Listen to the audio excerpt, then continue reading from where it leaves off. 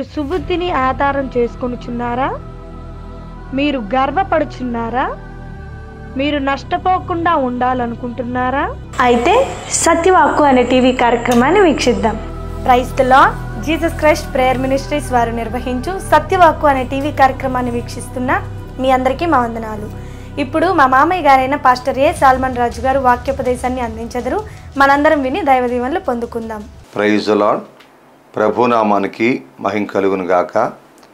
మన ప్రభువును రక్షకుడైన యేసుక్రీస్తు పరిశుద్ధమైన నామములో సత్యవాక్కు అనే టీవీ కార్యక్రమాన్ని వీక్షిస్తున్న సహోదరి సహోదరులందరికీ వందనాలు తెలియపరుస్తున్నాం. ఈ దినాన దేవుని వాక్యాన్ని మనం వినడానికి స్పాన్సర్ చేసిన కుటుంబం సహోదరులు మత్తయ్య గారు, మరి వారికి వందనాలు తెలియపరుస్తున్నాను. దేవుడు వారిని వారి కుటుంబాన్ని దీవించి ఆశీర్వదించును గాక. మంచిదిరా, మూలవాక్యం పరిశుద్ధమైన బైబిల్ గ్రంథంలో నుంచి మూలవాక్యము సామెతల గ్రంథము 3వ అధ్యాయము 10వ వచనాన్ని మనం చదువుకున్నాం. అప్పుడు నీ కొట్లలో ధాన్యము సమృద్ధిగా ఉండును, నీ గానుగుల్లో నుండి కొత్త ద్రాక్ష రసము పైకి పొరలి పారును. ప్రార్థన చేసుకున్నాం. ప్రేమ కలిగిన మా ప్రియ పరలోక తండ్రి, స్తుతులు స్తోత్రాలు కృతజ్ఞతలు చెల్లిస్తున్నాం. మహిమ ఘనత ప్రభావం చెల్లిస్తున్నాను. చదవబడిన వాక్యాన్ని మీరు దీవించండి. అలాగనే ఈ వాక్యాన్ని స్పాన్సర్ చేసిన సహోదరులు మత్తయ్య గారిని దీవించి ఆస్వాదించండి, వారి కుటుంబాన్ని దీవించండి. ఈ వాక్యాన్ని వినబోతున్న ప్రతి బిడ్డకి జ్ఞానము తెలివి వివేచన దయచేయండి. నీ పక్షమును నిలబడుకొని మాట్లాడుతుండగా ఏ మాటలైతే మీ బిడ్డలతో మాట్లాడాలి అని ఉద్దేశించినారో ప్రతి మాట నా హృదయంలో పెట్టి నోటి ధర వినిపించి మమ్మల్ని అందరినీ మీరు ఆకడకు సిద్ధపరచుకొని మా ద్వారా నశించిపోతున్న ఆత్మలు అనేక మంది పరలోక రాజ్యాన్ని సిద్ధపరచుకోమని యేసు నామములో అడుగుతున్నాను తండ్రి, ఆమేన్. మంచిది పిల్లరా, ఈ సమయంలో చదువుకున్నటువంటి ఈ మూలవాక్యము దేవుని ఆశీర్వాదం ఎలా పొందుకోవాలి అన్న అంశంలో నుంచి 2వ భాగాన్ని ఈరోజు మనం ధ్యానం చేసుకున్నాం. చదువుకున్న ఆ వాక్యములో గతంలో మొదటి భాగంలో కొన్ని విషయాలు 3 విషయాలు మనం చూసాం. మరి 2వ భాగంలో మరికొన్ని విషయాలు మనం చూద్దాం. దేవుని ఆశీర్వాదం ఎలా పొందుకోవాలి అన్న అంశంలో నుంచి అక్కడ రాయబడిన మాట, నీ కొట్లలో ధాన్యము సమృద్ధిగా ఉండును, నీ గానుగుల్లో నుండి కొత్త ద్రాక్ష రసము పైకి పొరలి పారును. ఇది ఆశీర్వాదానికి దేవునికి సాదృశ్యంగా ఉంది, గుర్తుగా ఉంది. దీన్ని బట్టి మనం ఆలోచన చేస్తాం. దేవుని ఆశీర్వాదాన్ని మనం పొందుకోవాలంటే ఏ విధంగా మనం పొందుకోవాలి, ఎలా మనం పొందుకోవాలి దాన్ని చూస్తూ ఉన్నాం, గమనిస్తూ ఉన్నాం పిల్లరా. అయితే చూద్దాం క్రీస్తునందు పిల్లరా 5వ వచనాన్ని చూద్దాం. సామెతల గ్రంథము 3వ అధ్యాయము 5వ వచనాన్ని చూద్దాం. నీ స్వబుద్ధిని ఆధారము చేసుకొనక. నీ కొట్లలో ధాన్యం సమృద్ధిగా ఉండాలంటే నీ గానుగుల్లో నుండి ద్రాక్షారసము పైకి పొరలి పారాలి అంటే పిల్లరా ఆ రోజు దేవుడు తెలియపరిచాడు. అది ఆశీర్వాదానికి గుర్తుగా ఉంది.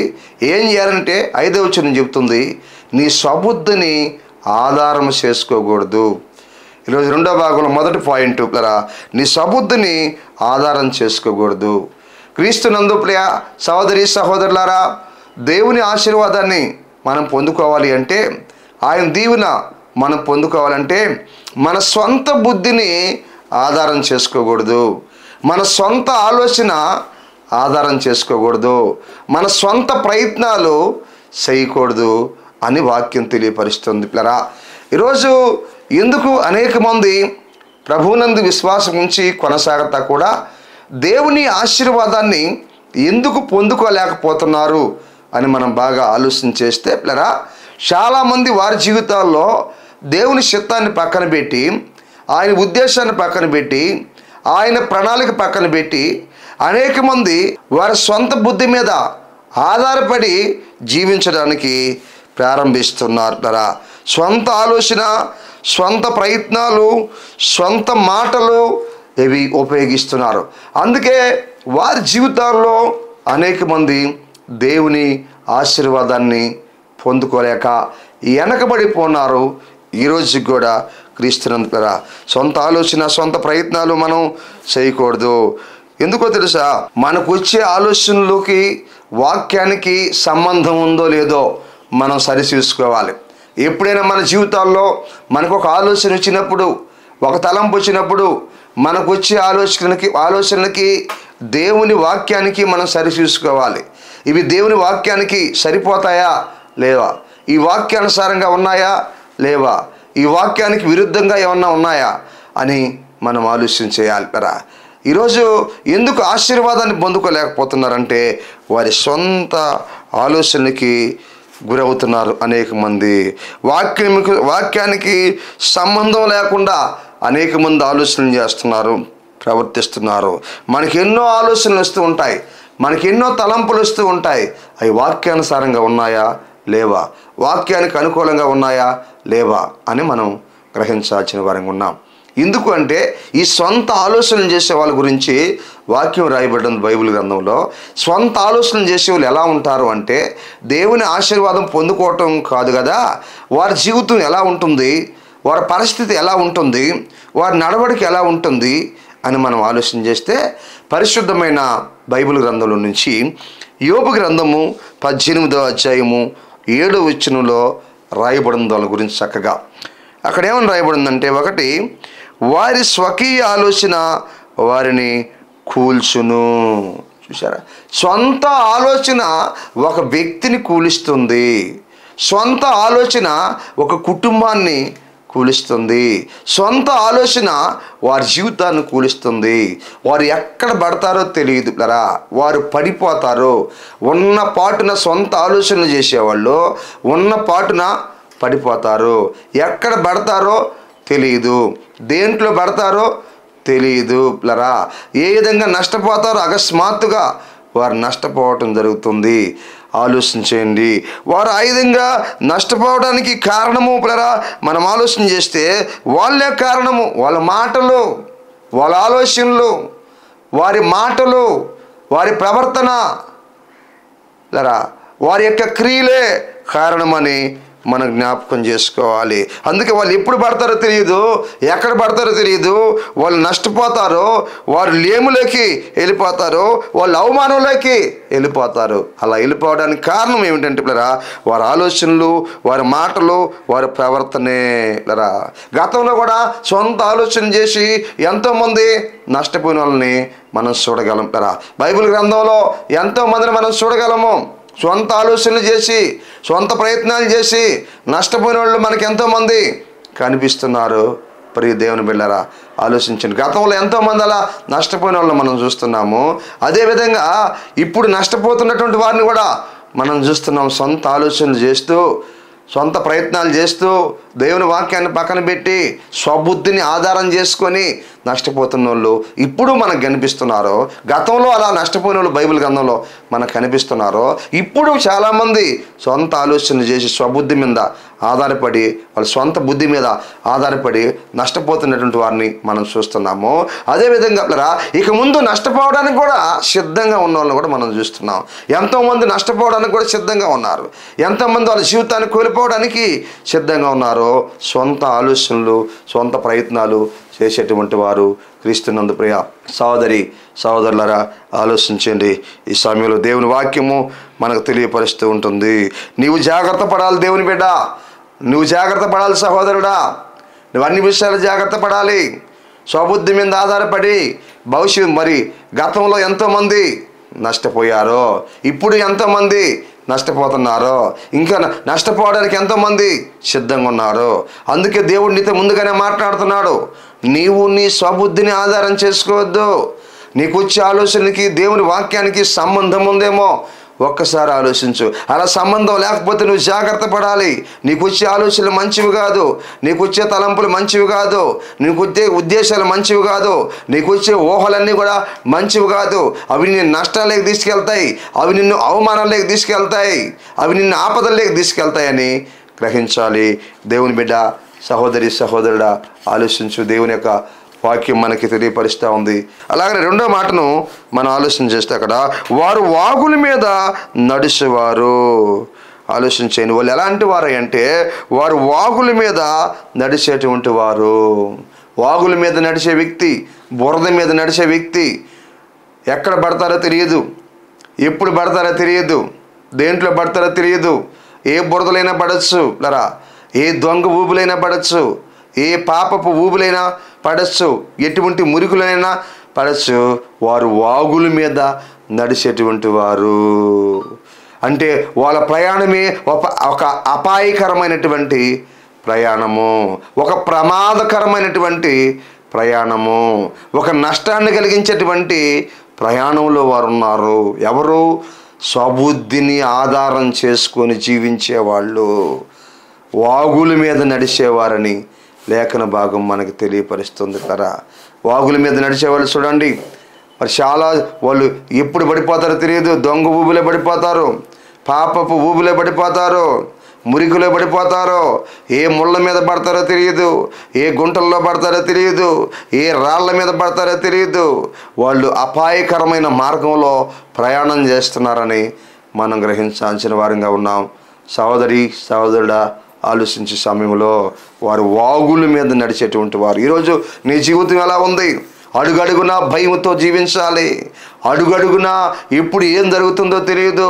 ఏ క్షణంలోనైనా ఏదైనా జరగవచ్చు, ఏ ప్రమాదమైనా జరగవచ్చు, ఏ అపాయమైనా జరగవచ్చు, ఏ నష్టమైనా జరగవచ్చు, ఏ కీడైనా జరగవచ్చు, ఏ ఇబ్బంది అయినా జరగవచ్చు, ఏ అవమానమైనా జరగవచ్చు, ఏ శోధనలోనైనా పడిపోవచ్చు, ఏ సిక్కుల్లోనైనా పడిపోవచ్చు. స్వబుద్ధిని ఆధారం చేసుకొని బ్రతికేవాళ్ళు, స్వబుద్ధిని ఆధారం చేసుకొని జీవించేవాళ్ళు.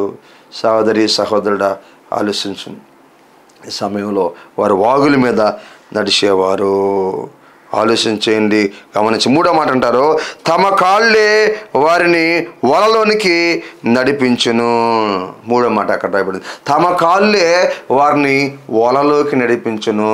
తమ కాళ్ళే వారిని అపాయాల్లోకి నడిపిస్తున్నాయి, తమ కాళ్ళే వారిని అవమానాల్లోకి నడిపిస్తున్నాయి, తమ కాళ్ళే వారిని ఇబ్బందుల్లోకి నడిపిస్తున్నాయి, తమ కాళ్ళే వారిని కష్టాల్లోకి నడిపిస్తున్నాయి, తమ కాళ్ళే వారిని కన్నీళ్ళలోకి నడిపిస్తున్నాయి, తమ కాళ్ళే వారిని ఆర్థికమైన ఇబ్బందుల్లోకి నడిపిస్తున్నాయి, తమ కాళ్ళే వారిని కరువులోకి నడిపిస్తున్నాయి.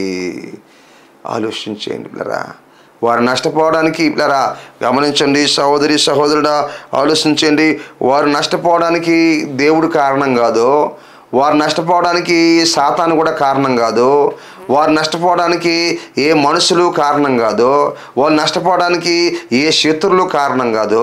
వాక్యం తెలియపరుస్తుంది, వారు నష్టపోవడానికి వారి స్వబుద్ధే కారణము, వారు నష్టపోవడానికి వాళ్ళ సొంత ఆలోచనలే కారణము, వారి సొంత తలంపులే కారణము.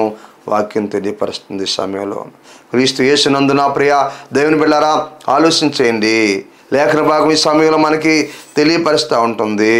అప్పుడు నీ కొట్లలో ధాన్యము సమృద్ధిగా ఉండును, నీ గానుగుల్లో నుండి కొత్త ద్రాక్షారసము పైకి పొరలి పారును. ఆశీర్వాదాన్ని గురించి మనం తెలుసుకుంటున్నాం. సహోదరులారా, ఆశీర్వాదం పొందుకోవాలంటే మొదటి పాయింట్ మనం చూస్తున్నాం, నీ స్వబుద్ధిని ఆధారం చేసుకోవద్దు అని లేఖనం తెలియపరుస్తుంది. నీ స్వంత బుద్ధిని నువ్వు ఆధారం చేసుకోవద్దు. అందుకే స్వబుద్ధిని ఆధారం చేసుకునే వాళ్ళు ప్రయత్నం ఎలా ఉంటుంది, వారి స్థితి ఎలా ఉంటుందో మనం చూసాం. ఒకటి ఇక్కడ యోబు గ్రంథంలో మనం చూసాం, వారి స్వకీయ ఆలోచనే వారిని కూలిస్తుంది. రెండోదిగా వారు వాగుల మీద నడిచేటువంటి వారు వారిని పోలి ఉన్నారు. మూడోదిగా తమ కాళ్ళే వారిని వలలోకి చిక్కిస్తాయి అని రాయబడింది, వలలోకి నడిపిస్తాయని రాయబడింది. వాళ్ళకి నష్టం జరగడానికి, వాళ్ళకి అపాయం జరగడానికి, వాళ్ళకి కీడు జరగడానికి అంత కారణము వాళ్ళే అని లేఖన భాగం తెలియపరుస్తుంది. రెండో విషయాన్ని మనం చూద్దాం. అక్కడే 5వ వచనంలో మనం చూస్తే, నీ పూర్ణ హృదయముతో యెహోవా యందు నమ్మిక ఉంచుము. దేవునికి మహిమ కలుగును గాక. దేవుని ఆశీర్వాదం ఎలా పొందుకోవాలి అన్న అంశం నుంచి మనం చూస్తున్నాం. ఒకటి ఈ రెండో భాగాన్ని మనం చూస్తున్నాము, ఈరోజు రెండో భాగాన్ని చూస్తున్నాము. అందులో నుంచి పిల్లరా, ఒకటి నీ స్వబుద్ధిని ఆధారం చేసుకోకూడదు, చేసుకుంటే అన్ని అపాయాలే జరుగుతాయి, దేవుని ఆశీర్వాదాన్ని పొందుకోలేవు. రెండోది, నీ పూర్ణ హృదయముతో, చక్కటి మాటను మనం చూస్తున్నాం, నీ పూర్ణ హృదయముతో యెహోవా యందు నమ్మిక ఉంచుము. దేవుణ్ణి నమ్మాలి. నీ పూర్ణ హృదయముతో యెహోవా యందు నమ్మకాన్ని ఉంచాలి. నీ నిండు మనసుతో యెహోవా యందు నమ్మకాన్ని ఉంచాలి. నువ్వు దేవుణ్ణి నమ్మాలి సహోదరి సహోదరుడా. నువ్వు దేవుణ్ణి నమ్మితే నువ్వు దేవుని ఆశీర్వాదాన్ని చూడగలవు. దేవుని యందు విశ్వాసాన్ని ఉంచితే దేవుని ఆశీర్వాదాన్ని చూడగలవు. దేవుణ్ణి నువ్వు నమ్మినట్లయితే దేవుడి ద్వారా మేలును నువ్వు పొందుకోగలవు లరా. ఈరోజు చాలామంది మరి దేవుని సన్నిధికి, ప్రభు సన్నిధికి వస్తూ కూడా ఆయన మీద నమ్మకాన్ని ఉంచలేని వారుగా ఉన్నారు, అపనమ్మకస్తులుగా ఉన్నారు, నమ్మకము లేని వారుగా ఉన్నారు. అందుకని వారి జీవితాల్లో సరైనటువంటి మేలును పొందుకోలేకపోతున్నారు. ఈ సమయంలో ఆత్మదేవుడు తెలియపరుస్తున్నాడు, సహోదరి సహోదరుడా, ఈ సమయంలో ఇదిగో ఆత్మదేవుడు నీతో మాట్లాడుతున్నాడు. నీ పూర్ణ హృదయముతో, అనగా నువ్వు ఎక్కడ కూడా అనుమానించక, నువ్వు ఎక్కడ కూడా సందేహించక, నీ పూర్ణ హృదయముతో, నీ నిండు హృదయముతో యెహోవా యందు నమ్మకాన్ని ఉంచాలి. నా దేవుడు ఈ కార్యాన్ని నాకు జరిగిస్తాడు. ఆయన నువ్వు నమ్మాలి, ఆయన వాక్యాన్ని నువ్వు నమ్మాలి, ఆయన కార్యాలను నువ్వు నమ్మాలి, నువ్వు చేస్తున్న ప్రార్థన నువ్వు నమ్మాలి, ఆయన మీద నమ్మకాన్ని ఉంచాలి, నువ్వు ప్రార్థన చేయాలి. అప్పుడు నీకు కార్యం జరుగుతుంది సహోదరి సహోదరులారా. అయితే కొంతమంది దేవుని మీద నమ్మకాన్ని ఉంచకుండా జీవించే వారిని గురించి బైబిల్ గ్రంథంలో రాయబడింది రా. ఆలోచించండి. దేవుని మీద నమ్మకాన్ని ఉంచకుండా ఏటి మీదనో నమ్మకాన్ని ఉంచేవాళ్ళు, దేని మీదనో నమ్మకాన్ని ఉంచే వాళ్ళ గురించి బైబిల్ గ్రంథంలో రాయబడింది. వాళ్ళు ఎలా ఉంటారో ఆ విషయాన్ని కూడా మనం చూద్దాం లరా. దేవుని మీద నమ్మకాన్ని ఉంచకుండా ఏదో ఒక దాని మీద నమ్మకాన్ని ఉంచి దేన్నో నమ్మి లరా వారి జీవితాల్లో ఎంతోమంది నష్టపోతూ ఉన్నారు ఈరోజు లరా. గమనించండి. అయితే వాళ్ళు ఎలా ఉంటారు? నువ్వు దేవుని మీద కాకుండా ఏదో ఒక దాని మీద నమ్మకాన్ని ఉంచుతున్నావా? జాగ్రత్త, ప్రమాదంలో పడిపోతావు, అపాయంలో పడిపోతావు, నీవు డేంజర్లో పడతావు. దేవుని వాక్యము మనకు తెలియపరుస్తుంది. తిమోతికి రాసిన మొదటి పత్రిక 6వ అధ్యాయము 17వ వచనంలో మనం జ్ఞాపకం చేసుకుంటే దేవుని వాక్యం నమ్మకాన్ని గురించి ఇక్కడ తెలియపరుస్తుంది. చాలామంది దేవుని మీద నమ్మకాన్ని ఉంచాల్సినటువంటి వారు ఉంచక మరి దేని మీదో నమ్మకాన్ని ఉంచుతున్నారు. అందుకే పిల్లరా వారు ధనం మీద నమ్మకాన్ని ఉంచుతున్నారు. అందుకనే ఆ మాట అక్కడ రాయబడి ఉంది పిల్లరా. గమనిద్దాం ఏమని రాయబడి ఉందంటే మొదటి మాట ఇక్కడ, ఇక మందు ధనవంతులైన వారు గర్విష్ఠులుగాక. ఇక మందు ధనవంతులైన వారు గర్విష్ఠులుగాక. గమనించండి. మరి చాలా మందిలో ప్లరా కొంతమందిలో మనం బాగా ఆలోచన చేస్తే ప్లరా ఈ ధనవంతులైనటువంటి వారు ప్లరా వారికి తెలియకుండానే వారికి గర్వము అనేది ఏర్పడుతుంది. దేవుని మీద నమ్మకాన్ని ఉంచాల్సింది పోయి వారి నమ్మకం అంతా ధనం మీదకి వెళుతుంది. ధనం ఏం చేస్తుందంటే ఒక వ్యక్తికి గర్వాన్ని తీసుకొస్తుంది. చూడండి, కొంతమంది వారికి ఉన్నటువంటి ధనాన్ని బట్టి గర్వపడుతుంటారు, వారికి ఉన్నటువంటి డబ్బును బట్టి గర్వపడుతుంటారు, వారికి ఉన్నటువంటి ఆస్తిని బట్టి గర్వపడుతుంటారు, వారికి ఉన్న ఉద్యోగాన్ని బట్టి గర్వపడుతుంటారు, వారికి ఉన్న వ్యాపారాన్ని బట్టి గర్వపడుతుంటారు, వారికి ఉన్న పదవిని బట్టి గర్వపడుతుంటారు, వారికి ఉన్న ఎండి బంగారాలను బట్టి గర్వపడుతుంటారు, వారికి ఉన్న హోదాను బట్టి గర్వపడుతుంటారు, వారికి ఉన్న పేరు పలుకుబడిని బట్టి గర్వపడుతుంటారు. ధనము ఏం చేస్తుందంటే ఒక వ్యక్తికి గర్వాన్ని తీసుకొస్తుంది. అందుకే పౌలు గారు తిమోతికి పత్రికను రాస్తున్నాడు. క్రీస్తునంతులారా, ఇక ముందు ధనవంతులైన వారు గర్విష్ఠులు కావద్దు.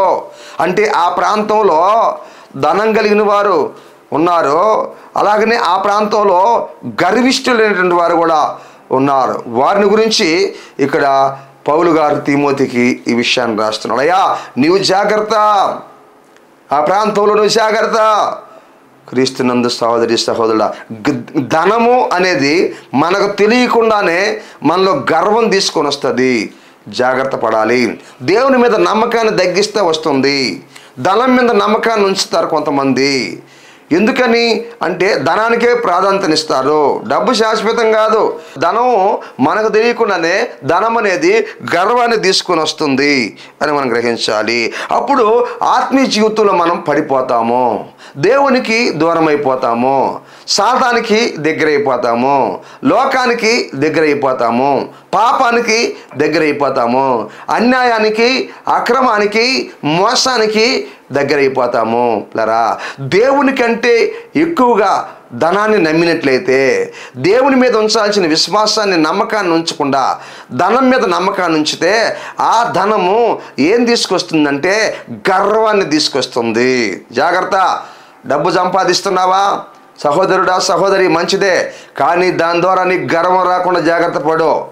దాని ద్వారా నువ్వు గర్వపడకూడదు.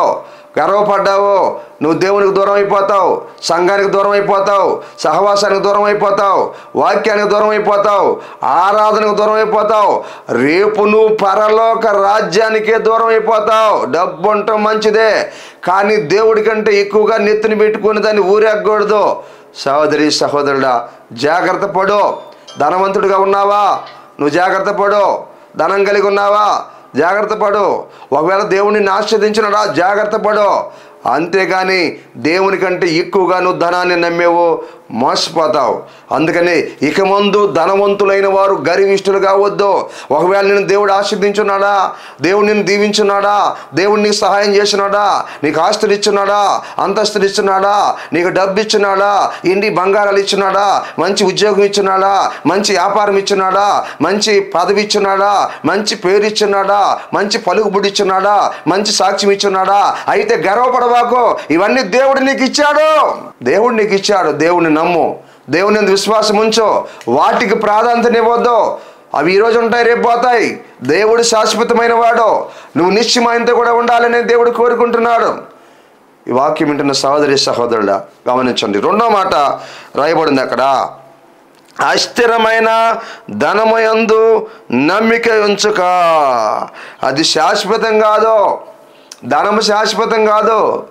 గమనించండి. రెండోది, అస్థిరమైన ధనము యందు నమ్మిక ఉంచొద్దు అంటున్నాడు. ఒకటి, ఇక ముందు ధనవంతులైన వారు మీరు గర్వపడద్దు, గర్విష్ఠులు కావద్దు అన్నాడు.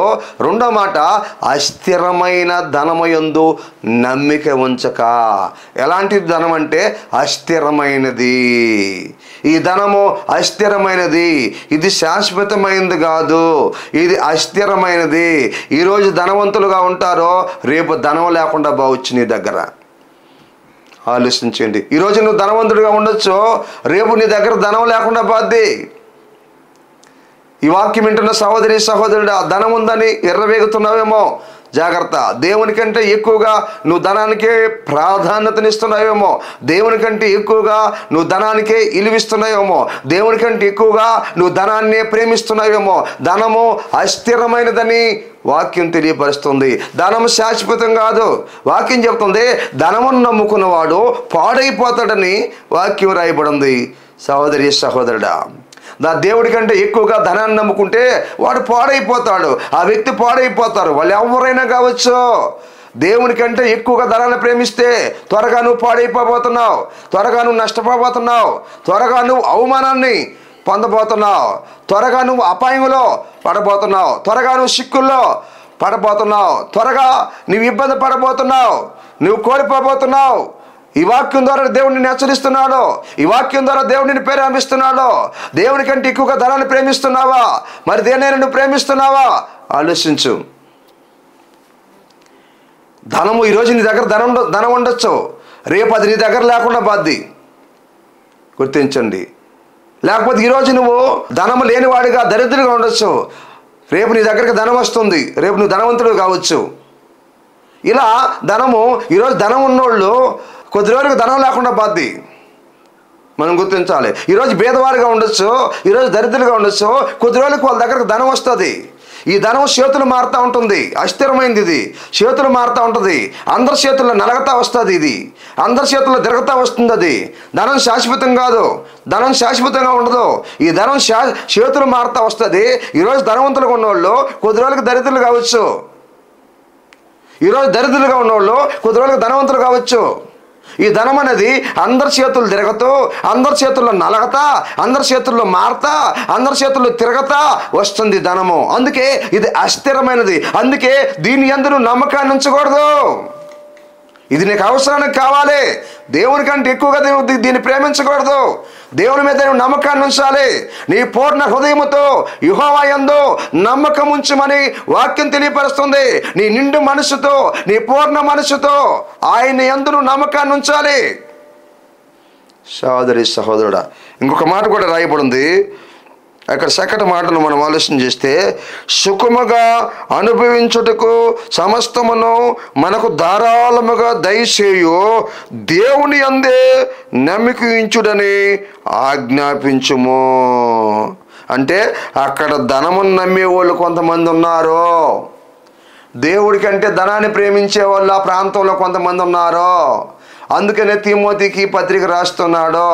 ఆ పత్రికలో ఎవరిస్తున్నారో ఆ ప్రాంతంలో దేవుడి కంటే ఎక్కువగా ధనాన్ని ప్రేమించే వాళ్ళు ఉన్నారు. నీ సంగతి ఏంది సహోదరుడా, సహోదరి? ఈ వాక్యం ద్వారా దేవుడు, ఈ కార్యక్రమం ద్వారా, ఈ వాక్యం ద్వారా దేవుడు నిన్ను హెచ్చరిస్తున్నాడు, నీతో మాట్లాడుతున్నాడు.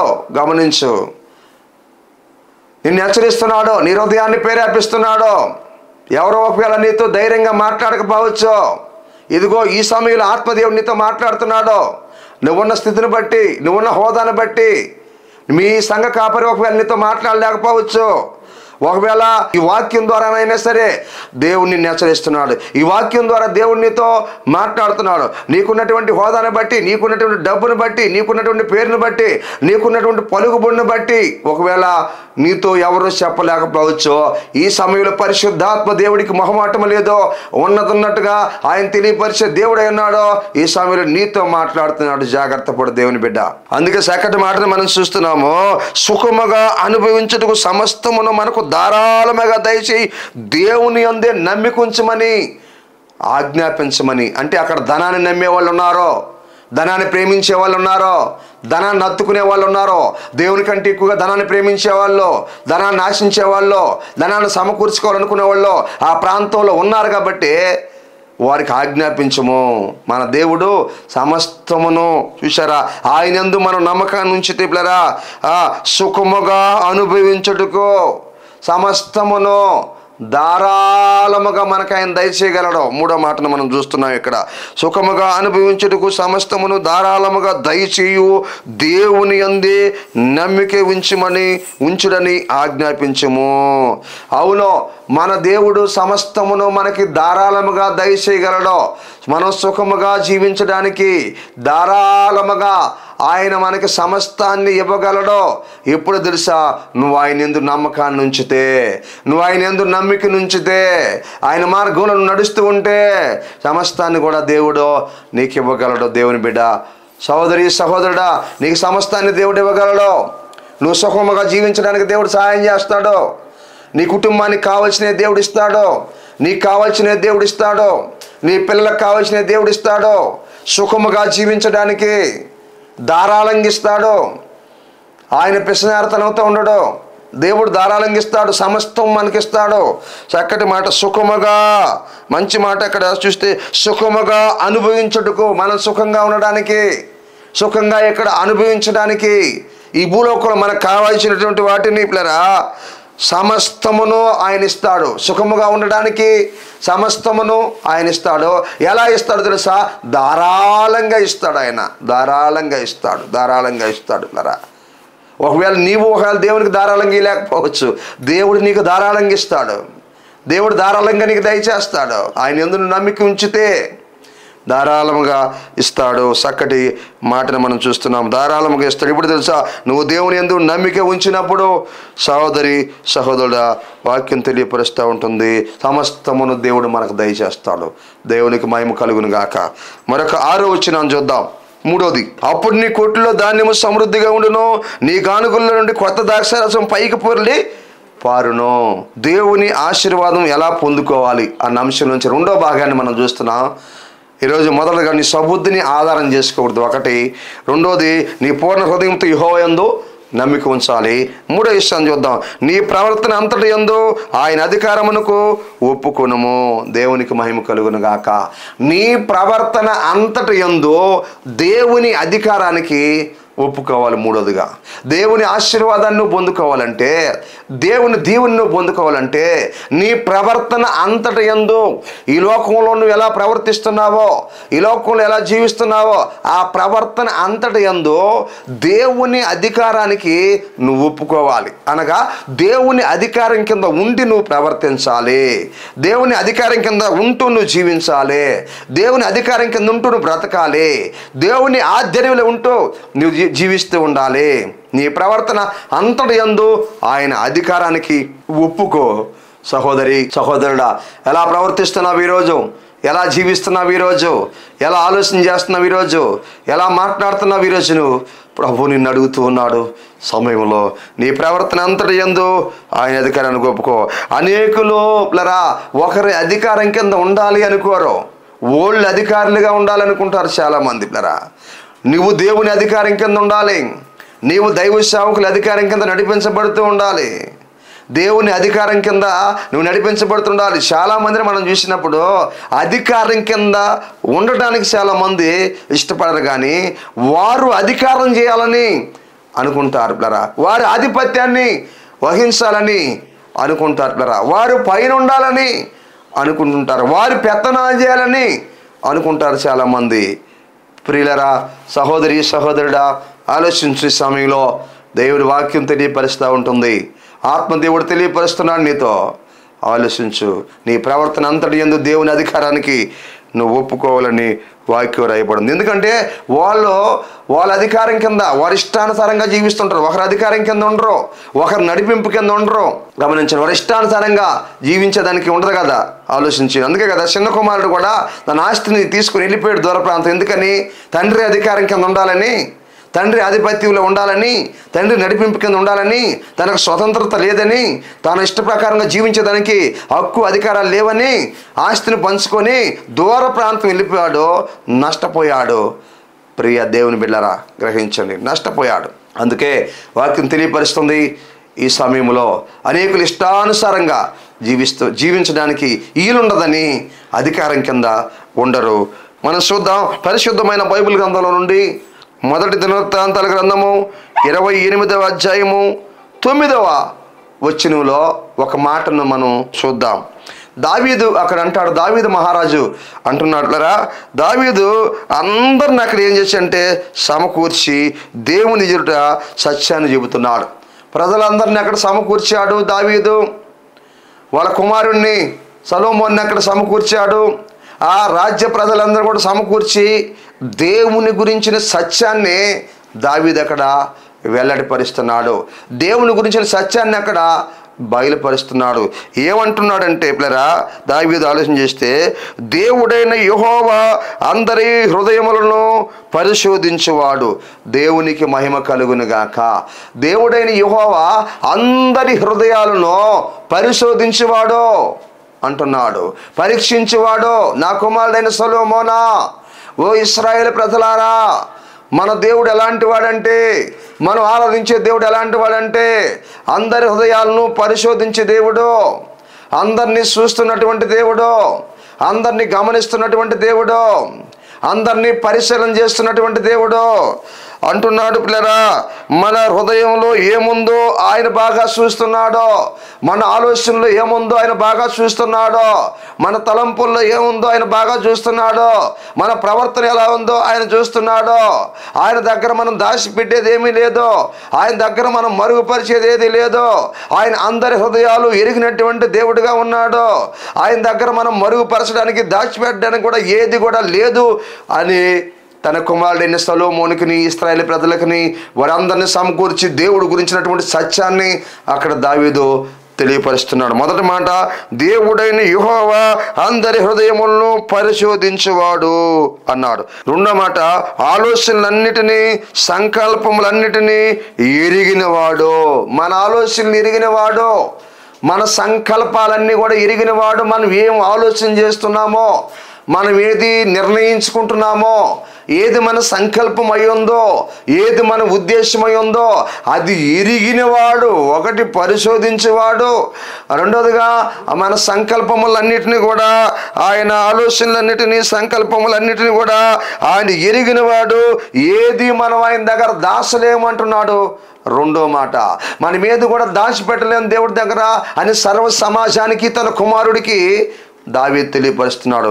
మూడో మాట అంటాడు, నీవు ఆయన్ను తెలుసుకొని హృదయపూర్వకముగానో మనసుపూర్వకముగానో ఆయన్ను సేవించు అంటున్నాడు.